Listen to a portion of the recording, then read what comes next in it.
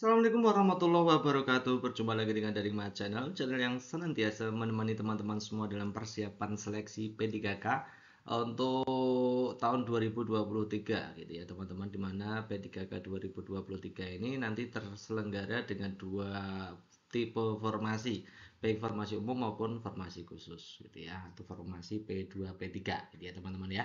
Oke, kita lanjutkan untuk part kelima. Judulnya adalah pembahasan soal situational judgment test atau SJT, PPPK 2023. Tentunya kita masih meneruskan untuk bentuk situasi pembelajaran gitu ya teman-teman. Lalu model-model soalnya seperti apa, bedanya apa dengan formasi yang lain, kita akan terangkan lebih lanjut gitu ya, beserta contoh soalnya. Kita sudah berkali-kali mengatakan ya bahwa P2, P3 dan P4 itu berbeda jenis soalnya gitu ya. Kalau P2, P3 menggunakan SJT atau situational judgment test, kalau P4 itu menggunakan soal tipe benar salah, di mana skornya kalau benar 5 salah 0. Kalau SJT tidak demikian, tapi skor berjenjang gitu ya. Kita sudah bahas berkali-kali.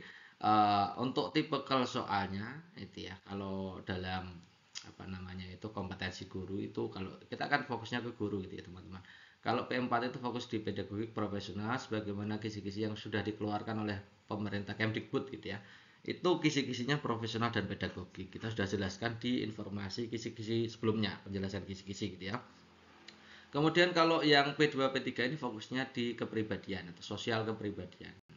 Di mana sosial dan kepribadian itu punya kisi-kisi sendiri ya, tidak sama dengan P4. Jadi yang paling fokus adalah teman-teman adalah memahami budaya kerja. Ya, budaya kerja keguruan itu seperti apa. Nah, kita sudah pernah bahas ini sebelumnya. Teman-teman harus paham ini ya.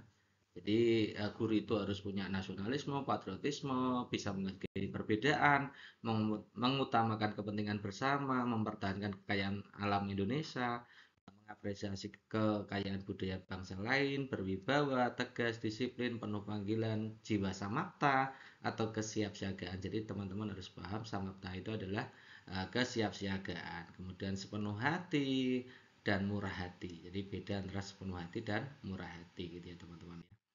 Oke, kita mulai saja dari contoh-contoh soalnya. Nanti kita analisa kira-kira ini menggunakan indikator atau budaya kerja yang apa gitu ya. Kalau kemarin kita tunjukkan dulu budaya kerjanya, sekarang kita belajar. Ini mulai intens ke dalam gitu ya. Jadi ada soal seperti ini, kira-kira masuk di budaya kerja apa. Boleh berbeda pendapat pada masalah budaya kerja. Kita mulai dari nomor satu gitu ya. Guru banyak menggunakan ceramah dalam kegiatan pembelajaran karena tidak tersedia media dan sumber gitu ya. Kondisi tersebut mengakibatkan prestasi belajar siswa rendah gitu ya. Menghadapi situasi tersebut, bagaimana sikap Anda? Nah, teman-teman, kalau kita lihat di sini itu bahwa sekolah yang di tempat kerjanya si guru itu tidak tersedia media dan sumber. Bagaimana guru melaksanakan tugas itu tanpa media dan sumber yang memadai? Nah, kalau kita melihat situasi ini, kita teringat dengan budaya kerja yang ini, teman-teman. Sepenuh hati itu ya tanggapan, bisa menampilkan tanggapan yang tepat, kemudian merancang berbagai usaha untuk menuntaskan pekerjaan. Tetap fokusnya di pekerjaan itu tuntas. Sebagai pendidik, bagaimana kita mengatasi ketidaktersediaan atau keterbatasan media, sumber dan lain-lain. Itu maksudnya di sini, teman-teman ya. Nah, kalau kita lihat di sikap kesepenuhhatian ini dari indikator-indikator yang tersedia, itu budaya kerja apa yang muncul gitu ya. Kita tunjukkan saja. Yang pertama, sepenuh hati ya, jadi guru itu harus punya jiwa sepenuh hati, ikhlas gitu ya sebagai pendidik. Kemudian adanya kesabaran di situ, menampilkan tanggapan yang sebagaimana yang dihayati sebagai pendidik gitu ya, sabar, kemudian kreatif inovatif di situ karena ada urusannya dengan merancang berbagai usaha. Artinya guru harus kreatif inovatif dalam rangka menuntaskan pekerjaan gitu ya. Kemudian ada kerja keras di situ, tidak pantang menyerah gitu ya. Nah, itu banyak ya. Jadi dari situ kita bisa lihat kira-kira dari opsi A sampai ini yang sesuai dengan nilai-nilai budaya kerja yang ada pada indikatornya itu apa saja. Gitu ya. Kita lihat opsi A. Saya memanfaatkan alam sekitar sekolah sebagai media dan sumber belajar untuk mengaktifkan kegiatan belajar siswa. Ini jelas kerjaan tuntas, kemudian di situ ada inovasi dan kreasinya di situ, cenderung kreatif ya. juga sabar, ada kesabaran di situ karena tidak tersedia media, tetap sabar dan mencari solusi yang lain. Ini bagus sekali yang A. Yang B, guru menugaskan siswa untuk membuat media dan sumber belajar yang menunjang. Ini membuat media dan sumber belajar yang menunjang ini juga bagus gitu ya. Nah, ini dengan A bagus mana? Ya bagus A. Kalau A itu sebenarnya sumber dan media itu sudah tersedia di lingkungan, kita tinggal menggunakannya, mencocokkannya dengan pembelajaran. Kalau B, kita melakukan manipulasi media, ya, membuat media lagi gitu ya. Jadi bagus yang A, teman. Yang C, saya bekerja sama dengan orang tua wali murid untuk memberikan sumbangan dalam pengadaan media. Ini juga bagus, tapi lebih bagus A dan B gitu ya. Jadi grade-nya begitu. Yang D, saya meminta siswa untuk belajar di kelas dengan tenang, memperhatikan penjelasan guru dengan baik agar berprestasi. Ini cenderung melaksanakan pembelajaran seperti biasanya, diberikan motivasi. Ini berarti agak kurang ya, karena di situ jiwa pantang menyerah dan menuntaskan pekerjaannya kurang kan gitu. Yang saya mengemukakan persoalan tersebut kepada beberapa guru dan tetap mengajar seperti biasa. Ini tidak ada solusi. Jadi ini pasti nilainya rendah, skornya rendah. Yang D juga rendah. Jadi yang tertinggi A. B4, C-nya 3 ya, duanya di sini, berarti yang terakhir ini yang paling jelek atau yang kontraproduktif, itu yang nomor 1 gitu ya teman-teman ya.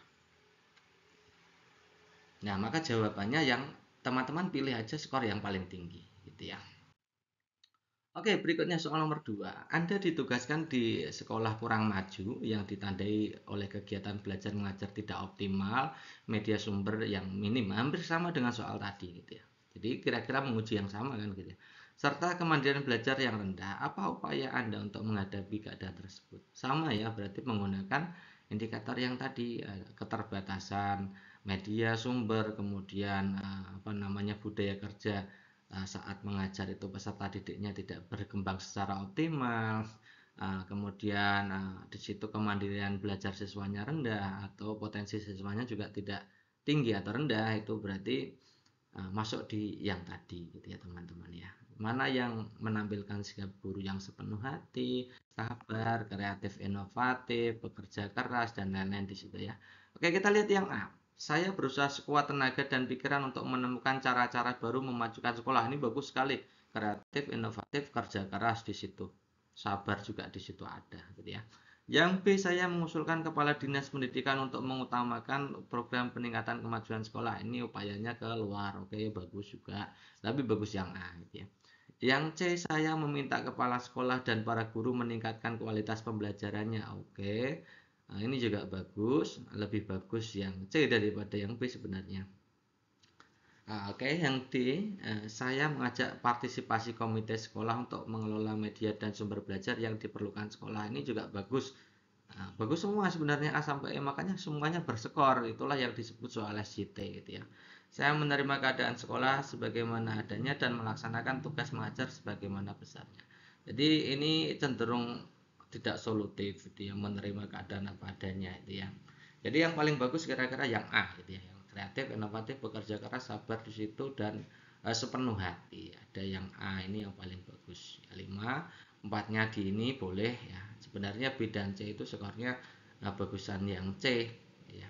Tapi di situ ada mengutamakan program peningkatan kemajuan sekolah. Jadi yang diutamakan kemajuan sekolah bukan kualitas pembelajaran. Jadi kemajuan sekolah dengan kualitas pembelajaran lebih dominan yang mana? Yang lebih dominan yang kemajuan sekolah. Jadi salah satunya adalah peningkatan kualitas pembelajaran. Tentunya kalau kemajuan sekolah kan meliputi kualitas pembelajaran, media sumber, pengadaan lingkungan dan lain-lain kan. Jadi skornya lebih tinggi gitu ya. Kalau misalkan di situ meminta kepala sekolah dan para guru memajukan atau meningkatkan kemajuan sekolah, maka skornya lebih bagus yang C. Jadi teman-teman harus memahami kata-kata yang dipakai juga berpengaruh terhadap scoring gitu ya. Lebih bersifat umum atau spesifik gitu. Teman-teman harus paham itu. Ini 3 di situ, 2 di situ, yang jelek sendiri yang kita silang itu skornya 1 atau 2. Ya, kebetulan di sini yang disilang 1, maka nilainya skor satunya berada di opsi E gitu ya teman-teman ya. Masuk ke nomor 3. Kesempatan untuk menempuh pendidikan lanjut tidak mudah didapatkan. Seandainya Anda mendapatkan kesempatan itu, apa yang Anda nilai sebagai hal penting? Ini terkait dengan pengembangan diri berarti ya. Kalau terkait dengan pengembangan diri, maka kita ingat budaya kerja ini. Nah, penuh panggilan jiwa. Jadi penuh panggilan jiwa itu artinya kita mendidik itu senang, senang dengan profesi kita, nyaman dengan profesi kita. Kita lakukan apapun untuk profesi kita. Itu namanya penuh panggilan jiwa. Lalu kira-kira budaya kerja apa yang masuk di ini semua dari indikator dan apa namanya itu budaya kerja utama penuh panggilan jiwa itu turunannya, ya turunan dari sikap-sikap yang ada pada sikap penuh panggilan jiwa itu yang pertama senang terhadap profesi, jelas ya teman-teman ya, nyaman terhadap profesi boleh, nyaman dalam bekerja boleh, ya banyak ya. Kemudian di situ karena senang dan nyaman maka guru tersebut bisa dibilang adaptif dimanapun tempat dia bekerja, apapun di situ keadaannya maka tetap bisa melaksanakan dengan sebaik-baiknya, hampir sama dengan sepenuh hati. Jadi kalau teman-teman tidak pas dalam penggunaan budaya kerja juga tidak bermasalah karena saling mengaitkan gitu ya. Kemudian mau berkembang di situ. Ada mau berkembang karena senang dan nyaman terhadap profesi maka mau berkembang. Nah, untuk menempuh pendidikan lanjut ini pas dengan keadaan bahwa guru itu mau berkembang. Demi apa? Demi peningkatan kualitas pembelajaran tentunya gitu ya. Oke, kita lihat lagi, saya bacakan lagi. Apakah yang Anda nilai sebagai yang paling penting dalam kaitannya dengan menempuh pendidikan lanjut gitu ya? Yang A, pengembangan wawasan belajar.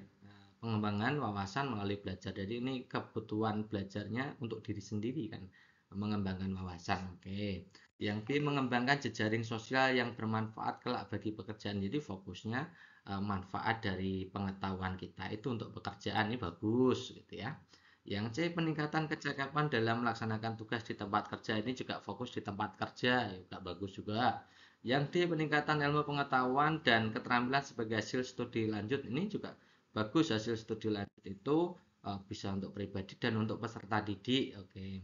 Jadi yang D ini fokusnya ke diri sendiri dan peserta didik. Yang E, mengembangkan diri sebagai guru yang bermanfaat untuk diri sendiri dan orang lain. Ini bagus ya, paling bagus ya, tidak hanya sebagai guru tapi juga untuk peserta didik, juga untuk lingkungan. Jadi pendidikan itu bermanfaat untuk semuanya gitu ya. Jadi yang paling bagus jelas kelihatan yang ya teman-teman ya.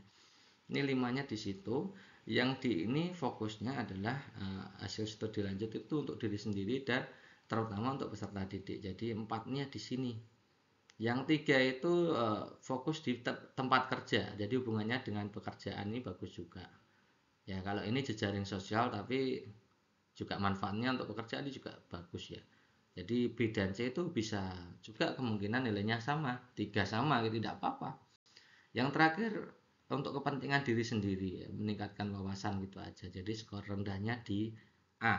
Nah, gitu ya teman-teman ya. Cara menjawabnya seperti itu. Oke, soal nomor 4. Saat masih pendidikan dulu, saya pernah mendapat tugas yang cukup banyak dari dosen dan waktu pengumpulannya bersamaan. Ini kan hampir sama dengan situasi yang lain kan.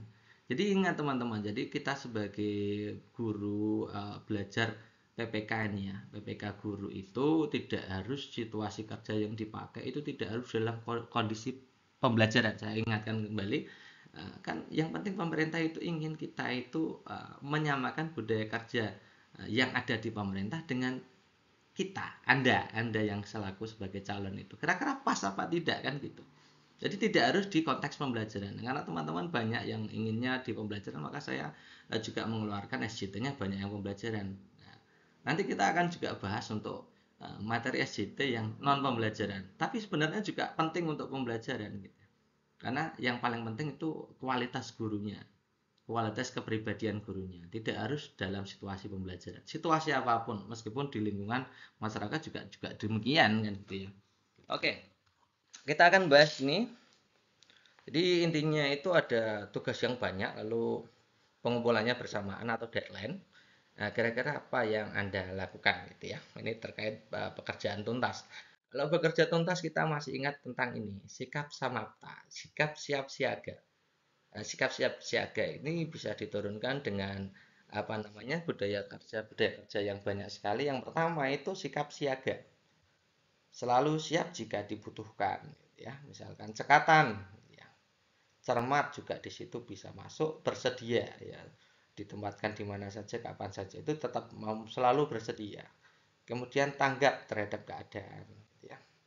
Bekerja tuntas ini juga masuk dengan sikap samarta. Kalau teman-teman menggunakan indikator sepenuh hati yang bekerja tuntas juga sama, boleh, boleh ya. Nah, dari sini kita akan lihat ya, kira-kira yang menampilkan pribadi Anda itu bekerja tuntas meskipun dalam kondisi terjepit atau sesulit apapun tanggung jawab Anda harus tetap dilaksanakan dengan sebaik-baiknya. Mana yang mencerminkan hal itu? Oke, kita lihat yang A. Meminta dosen untuk memberikan tenggat waktu pada sebagian tugas. Jadi ini agak menolak sedikit ya. Atau menerima tapi ada syarat kan gitu. Jadi ini jangan dipilih kan. Yang B, mengerjakan tugas yang penting dulu lalu dikerjakan nantinya kalau ada waktu. Jadi ada yang ditinggalkan. Yang A ini kita silang dulu aja ya. Yang B juga silang. Yang B ini kurang juga. Yang terbaik yang E. Yang E itu mengatur waktu agar semua tugas dapat diselesaikan dengan tuntas. Tentunya bagus sekali kan. Yang D mengerjakan sesuai kemampuan, yang penting mengumpulkan. Yang penting mengumpulkan itu belajar apa bekerja tuntas tapi hasilnya tidak, kualitasnya tidak optimal gitu ya. Yang C minta bantuan jelas kurang optimal juga. Mengerjakan tugas penting dulu lalu dikerjakan nanti kalau ada waktu. Tetap dikerjakan yang lain kalau ada waktu, kalau tidak bagaimana. Jadi B, C, D ini skornya, yang C ini jelas lebih rendah karena bantuan teman ya. Jadi ini kira-kira yang D ini yang skornya 2 ini ya. Karena yang penting mengumpulkan kan kualitas tidak dipikirkan. Kalau yang B ini condong ke prioritas, jadi lebih prioritas yang penting-penting, yang tidak penting nanti. Itu tetap dikerjakan tapi nanti gitu ya. Yang empatnya di sini, tiganya pasti di sini, duanya di sini gitu ya. Yang disilang itu skornya 1 gitu ya. Oke. Uh, soal nomor 5 kita bahas dulu. Seorang siswa kedapatan membawa handphone ke sekolah, padahal sekolah sebenarnya sudah memberikan tulisan peringatan serta aturan untuk tidak membawa handphone. Jadi ada siswa yang melanggar peraturan sekolah ya. Sebagai guru yang berkewajiban memberikan pendidikan, ini fokusnya teman-teman memberikan pendidikan. Bagaimana Anda sebagai seorang pendidik mengatasi hal ini kan itu ya intinya ya. Oke, kita lihat opsi pilihan gandanya. Ada memanggil siswa dan menasihati. Yang B, apabila mengetahui siswa yang membawa handphone segera menyampaikan hal ini kepada wali gitu ya. Atau yang C, aktif mencegah. Yang D itu menemui siswa untuk membawa handphone saat di sekolah, tidak membawa handphone saat sekolah ya intinya gitu ya. Yang E, merampas. Nah, kalau kita lihat yang ini pasti skornya jelek gitu ya. Nah, ketika kita menjumpai soal-soal seperti ini, kira-kira budaya kerja apa yang ingin ditangkap dari soal ini? Ya, teman-teman pikirkan dulu kira-kira budayanya apa. Oke, ini boleh pakai ini. Ya, boleh pakai ini. Ada sepenuh hati dalam mendidik, sabar, ada kreatif inovatif, ada kerja keras di situ, ada pantang menyerah di situ. Boleh pakai ini atau boleh juga pakai disiplin. Sama teman-teman nanti hasilnya juga sama. Nah, kalau kita lihat di sini eh, karena siswa masih banyak yang melanggar gitu ya. Masih ada yang melanggar, maka teman-teman yang paling penting adalah bukan penindakannya tapi ke unsur pencegahannya. Ini skornya paling tinggi pasti di C ini ya. Ini yang D dan E ini jelek ya. Yang D merampas handphone jelek. Saya menemui siswa tersebut yang membawa handphone, kemudian ditegur secara langsung di kelas ya. Di kelas ini maksudnya saat di sekolah maupun di kelas. Jadi ketika banyak orang ini sebenarnya menegur itu bagus karena wujud disiplin gitu ya. Tapi di situ di kelas ya, langsung di sekolah atau di kelas. Jadi nanti ada tujuannya tidak hanya untuk agar siswa tidak mengulangi tapi untuk mempermalukan. Jadi bukan karakter guru yang baik sebagai pendidik ya. Jadi yang D dan E ini jelek skornya. Jadi yang A sampai C ini yang paling bagus yang C. Karena di situ unsur pencegahan yang utama itu ya. Yang B ini jelek juga pada wali kelas atau guru bimbingan konseling, artinya kalau melemparkan tanggung jawab pada orang lain itu pasti skornya tidak maksimal. Anda sendiri yang harus melakukan itu gitu ya. Jadi antara memanggil siswa menasihati atau lebih ke pencegahan, itu bagus yang mencegah. Kalau terlanjur ya dinasihati. Gitu. Empatnya di sini, kemudian tiganya pasti di sini, yang B ini, duanya yang nomor D, yang E-nya paling jelek, gitu ya, merampas. Gitu ya. Oke, kita lanjutkan di nomor 6. Salah satu tugas guru piket adalah membuat surat keterangan pemberian poin pelanggaran bagi guru, karyawan, siswa yang datang terlambat. Ya, poin pelanggaran tersebut pada jumlah tertentu akan diberi sanksi sesuai kesepakatan. Nah, ketika Anda menjadi guru piket, ada seorang guru dan anaknya, dan kebetulan anak tersebut juga sekolah di sekolah Anda, datang terlambat 30 menit, artinya melanggar aturan kan gitu ya. Sesuai aturan, kalau datang terlambat 30 menit harus diberi poin pelanggaran 30 poin. Tiba-tiba teman Anda yang terlambat tersebut meminta kepada Anda agar dia dan anaknya tidak dibuatkan surat keterangan poin pelanggaran karena alasan ban motor pecah. Apa yang Anda lakukan? Ini terkait integritas dari seorang guru ya, atau pegawai atau petugas apapun gitu ya. Pasti menemui hal-hal ini. Nah, maka jawaban yang terbaik sebenarnya Anda harus tetap melaksanakan sesuai prosedur aturan gitu ya. Kalau dalam budaya kerja di lingkungan kependidikan, terutama guru ini pasti yang disiplin, memberikan penghargaan atau hukuman kepada peserta didik sesuai tata tertib. Kalau dalam hal ini, pada soal ini pasti ya harus memberikan poin pelanggaran, mencatat aja poin pelanggarannya sesuai aturan, baik guru maupun orang tuanya kan gitu. Nah, kita lihat opsi pilihan gandanya. Memenuhi permintaan teman Anda. Jadi Anda tidak mencatat poinnya kan, berarti tidak mencatat pelanggarannya kan gitu ya. Memenuhi permintaan teman Anda karena alasan masuk akal, tapi Anda laporkan kasus tersebut ke kepala sekolah. Ini jelek ya, kita silang aja.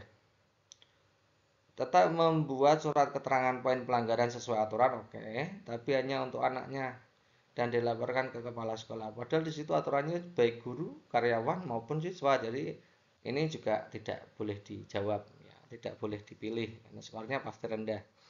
Yang C, tetap membuat surat keterangan poin pelanggaran baik kepada teman Anda dan juga anaknya meskipun jumlah poin dikurangi. Ini juga tidak sesuai aturan kan. Aturannya poinnya 30 ya harus di 30 kan gitu ya. Ini juga tidak baik. Jadi tinggal dua ini. C ini yang paling baik di antara A, B.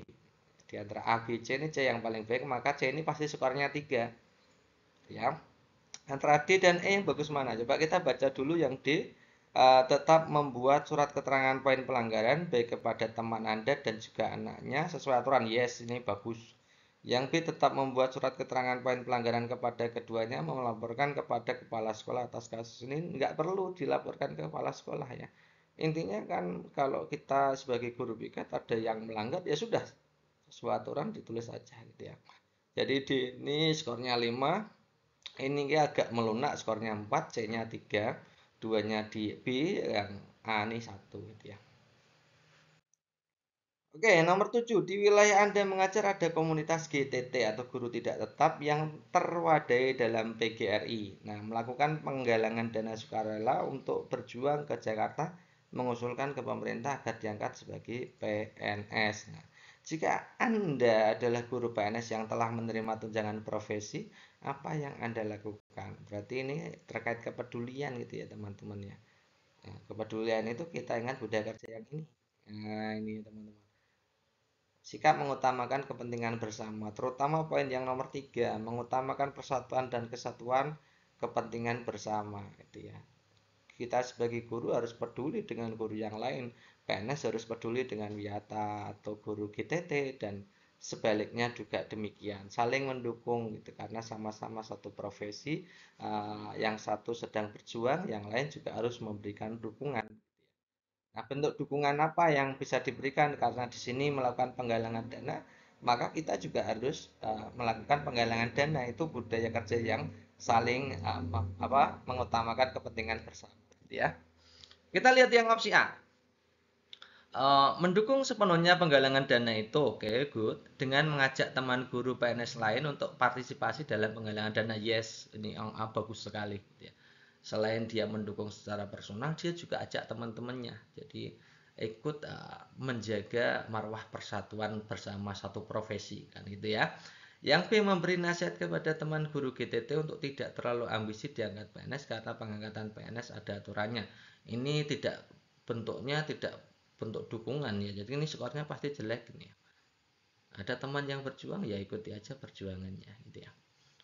Yang C, menaruh simpati terhadap upaya penggalangan dana itu meskipun tidak harus memberikan kontribusi dalam bentuk uang. Nah ini tujuannya penggalangan dana tidak hanya simpati saja, tapi juga harusnya simpatinya lebih kan gitu. Yang C ini juga skornya tidak bagus ya pasti ya, tidak maksimal lah intinya ya.